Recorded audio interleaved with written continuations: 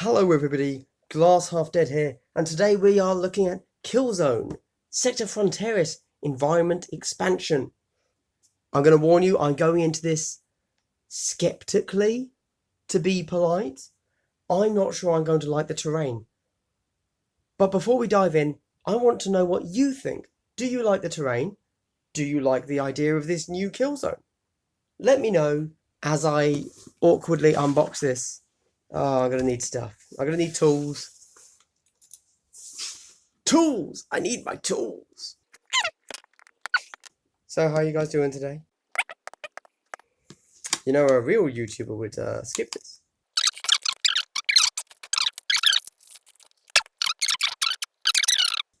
Before we dive in, let's look at the back, so that we actually know what we're getting. So these, I know those bits, but I kind of want to say that bit as well, are just the standard STC Riser ruins. And actually looking at the board here, you don't get much. Okay, let's keep going. But I'm concerned. Son, I am concerned. Okay.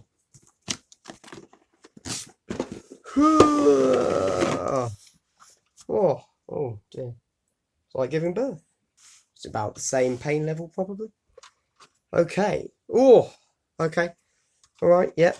So as you would expect, this is thick, chunky, meaty terrain. Feels good. The kind of stuff that I could throw on the ground and it wouldn't break. Or it would kind of insult me and, I don't know, threaten to take me to court. That's how firm and solid this stuff feels. These two are the same, which is fine, I guess. This one is different. I know what you're thinking. Wow, glass, that's top quality. It's amazing. Thank you for letting us know that. Oh, sorry, I should be showing you this, shouldn't I? Right. Get a nice close-up. So, the big difference on this, I wish I had a sprue out with me. But this is very plain, isn't it? You know, there's a little bit of detail there for you. But actually, you know, compared to the Sector Imperialis stuff, there's not much going on here. Now, I've heard from some that that's what they like about it. They want something that's a little bit more basic, a little bit less, we are the Imperium kind of thing. And I can understand that. I can definitely see that. You don't always want to be fighting in, you know, the very specific style that Games Workshop has. Certainly, if I were to play other miniature games, which, shock horror, I on occasion do, then I would rather play on this thematically than the Sector Imperialis terrain. It's a real shame that the Sector Imperialis terrain is amazing. But obviously it's very, very heavily, this is Games Workshop. This is the Sector Imperialis side up first. It looks like Sector Imperialis. I've heard people online say that actually it doesn't line up with any of the other Sector Imperialis boards. So there's an implication they feel that perhaps it means we're getting, you know, 5 more new boards so that once again you can create a full map for whatever. But I don't know about that. I am but a simple man. Simple boy. Haven't grown up. Jesus Christ. This is the other side. Okay. I don't know what to say. It looks fine, I guess, you know. Yeah. Sure. What else can I say? It looks fine. It's not the worst one I've seen. I actually quite like the colour. There you go. The colourblind person quite likes the colour. Yeah, I don't know what else to say. There's not much going on. You've got a few kind of deadened bits of metal. What can I say? All right, let's take it away. I'll think on it. But obviously, you've seen what it looks like. Okay? If you saw that and were like, oh my god, wow, that's the best thing I've ever seen, then you know that, and you don't need my opinion. Sector Fronteris. Oh, look, the tower again. Tower getting everywhere today. Oh, but it's against Imperial Guard. Oh. Let's take a look. Oh, a breacher. Oh, we found a breacher in Games Workshop official pictures. That is a first. Little breacher man. Yeah, breacher boy. That's the first time I've seen one in any of these. Okay. This, for those of you that have never picked up one of these before, just shows you a little bit of background about Sector Fronteris. I actually know nothing, so I'm actually going to read this. This is the amount of terrain you actually get in there. If you see this and you think, you know, that's a nice busy board, I'll go with that. And actually, looking at it like this, it doesn't look terrible. I've got to admit. It looks like you've got enough there to do, you know, you can keep obscured, you can hide. Yeah, it looks okay. I feel the building at the back is completely wasted. It should be more central, but whatever. What do I know? I will also say we see this little bit up here. Acolyte Hybrid looks tiny compared to this guy. These are large poker cards. Okay, let's take a look at the kill zone environment first. So this is telling us what's what. We've got Promethean canisters, which look to be built into parts of the floor on the actual terrain. We've got ruin vents, because of course whenever you have a ruin you build a vent into it, because you know you want to clear that dust. You've got buried barrels and you've got desert. Okay, let's see what it means. You roll a 1 on the d6, nothing happens. That is always the way it goes. So 2, sandstorm. Roll a dice at the beginning of each battle round. On a 1, any models that are not within 1 inch of a riser pattern ruin are shaken, and all ranged weapons have a range of 6 inches for that round.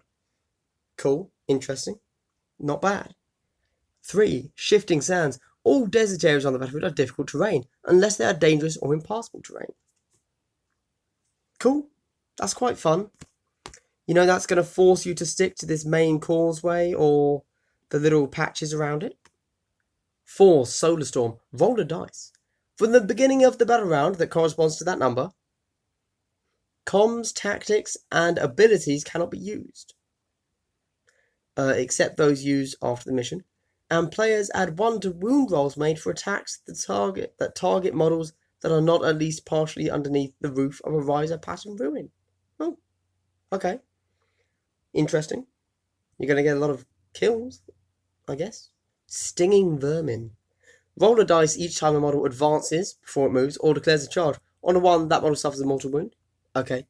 So on an advance or charge, you're basically going through dangerous terrain, effectively, but without the movement penalty. And 6, abandoned safe house. In a campaign game, the player who wins the mission gains 1 material. Otherwise, there's no additional rule. As always, we do the match play mission first, because they're fun. Why not? Okay, let's do this one first. So we see this seems to be set up pretty much how it's set up in the pictures, with the big ruin in there where it's basically doing nothing. And we've got 4 objectives. Poor them. They don't seem happy. Compared to that and them, that seems like hugely unfair deployment, but okay. So this particular one has storm conditions. So instead of rolling on the environment table, you roll a dice at the beginning of each battle round. On a 1 or a 2, any models that are not within 1 inch of a rise pattern ruin are shaken, and all ranged weapons have a range of 6 for that round. In addition, for the beginning of the 3rd battle round, comms, tactics, and abilities cannot be used, and players add 1 to wound. So this is kind of a mixture of whatever I just said over here. A mixture of sandstorm and solar storm, which is fair enough. Then it has all the standard stuff. You get a victory point for each objective marker that you control at the end of the battle round. This seems like a pretty uninspired mission. Don't get me wrong, the storm conditions are interesting, but otherwise, like, you know, you're just hold the objective. And again, this player, screwed compared to that player. But whatever. Whatever. Okay. Here's our deployments. Nice. Oh. Gunfight. Models cannot charge or fight in the first 2 battle rounds. That's interesting. That is interesting. I think that's cool. That's cool. But apart from that, you're just getting victory points for killing the enemy. Cool. And then we have our narrative play missions. Let's go with this one first. Defend the settlement. Attackers deployment zone down here. And then there's these 2 tactics. Feel free to read them. They're 2 CP each, very steep. And basically, the way you win by this is holding the riser or controlling them as if they were objectives. Each of the riser pattern ruins. Cool. That's quite nice. You know, that's quite thematic actually. Just in the sense that, you know, you're fighting over a township, which is cool, and especially obviously with the kind of Wild West thing they're going for, especially with the Kellamorph, and just the look of the ruins in general. Yeah. This time we get objectives. Finally, we come to the different tactics we can use in Sector Fronteris. Let's go over these ones first as they correspond to different bits of terrain. Detonation underfoot. Use this tactic when you choose a model from your kill team to shoot in the shooting phase. If the target is within 1 inch of any buried barrels, wound rolls of 6+ cause a mortal wound in addition to any other damage. 1 CP. Okay. This is my issue with all of these types of tactics. This shouldn't cost a command point. This should just be something that happens when you play on this board. Why? Thematically, it doesn't make any sense. What it's saying is, thematically, you are shooting a barrel.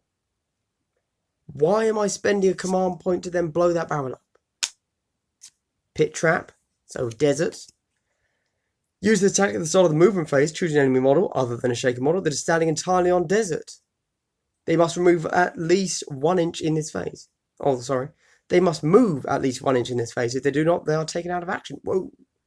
2 command points. That's pretty cool. So you can spend 2 CP to stop someone from readying, basically. Or actually use that on someone that's fighting. Then they are going to have to run away. Otherwise they just die. That's interesting. 2 command points is steep, but you are forcing the enemy to do something. Now we go to these Promethean Bombs. 1 CP.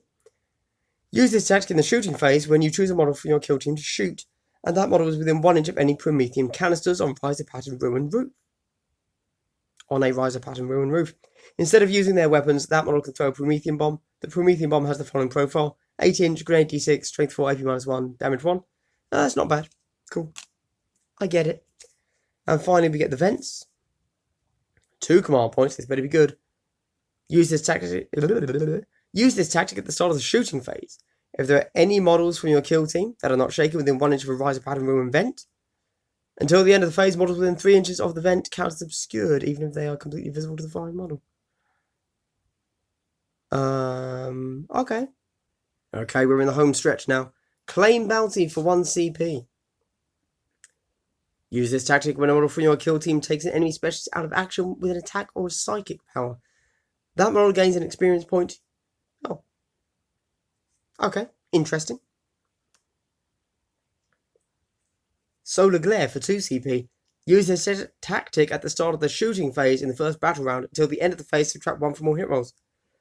2 CP is steep. However, obviously, it has to be in the first battle round as well. This is obviously very useful for melee teams. Rad South, 1 CP. Only usable by medics. Use this tactic at the start of the battle round if there is a solar storm in effect. We already know what solar storm is. And there is a medic specialist from your kill team that is not shaken. till the end of the battle round. When the medic is not shaken, players do not add 1 to wound rolls for attacks that target monsters from your kill team that are within 3 inches of that medic. This is super niche. Not only do you need to have a medic in your kill team, you have to have rolled the Solar Storm effect, and you have to be playing on this board. And it costs a CP. 1 CP, sturdy cover. Use this tactic at the start of the shooting phase if a model from your kill team that is not shaken is within 1 inch of a piece of terrain. Until the end of the phase, add 1 saving throws that you make for that model. You can use this tactic more than once per phase, but you must choose a different model each time. That's not bad. I like that, actually. That's cool. Counterfire, 1 CP. Snipers only. Use this tactic at the start of the shooting phase if there is a sniper specialist from your kill team that is not shaken. Until the end of the phase, add 1 to hit rolls for that model's attacks that target models that have made a shooting attack in this phase. Now, of course, snipers already have a tactic from the core rulebook that gives them +1 to hit, just anyway. Plus they're re-rolling 1s. This is going to be pretty niche. But, you know, if you really want to get that hit, it's thematic for a sniper at least. That's fine. Level 1 comms tactic. Rallying broadcast, 1 CP. Use this tactic in the morale phase before taking any nerve tests. If there is a comm specialist from your kill team that is not shaken and that is within 1 inch of a piece of terrain. Until the end of the phase, subtract 1 from nerve tests for models from your kill team. That's pretty useful. That's pretty useful. Nerve tests are tough, I've got to say. Automated alarms, 2 CP. Is there anything? Nope. Use this tactic before a roll is made to determine whether or not the battle ends. Add 1 to that roll. Each player can only use this tactic once per battle round. Finally, we have Discover Cache. 1 CP, Scout only. Use this tactic at the end of the battle round. Choose a Scout specialist from your kill team that is not shaken and that is within 1 inch of a piece of terrain. Roll a D6. On a 4-up, that specialist gains an experience point. You can only use this tactic once per mission. Okay, everybody, that has been Glass Half Dead. That's me. I don't know why I talked in the third person's unboxing of Zone Sector Fronteris. What do I think of it? I feel like it was made 100% for the Kellamorph from Star's Disciples. Thematically, that is the only thing that works with this. Outside of that, I'm a little bit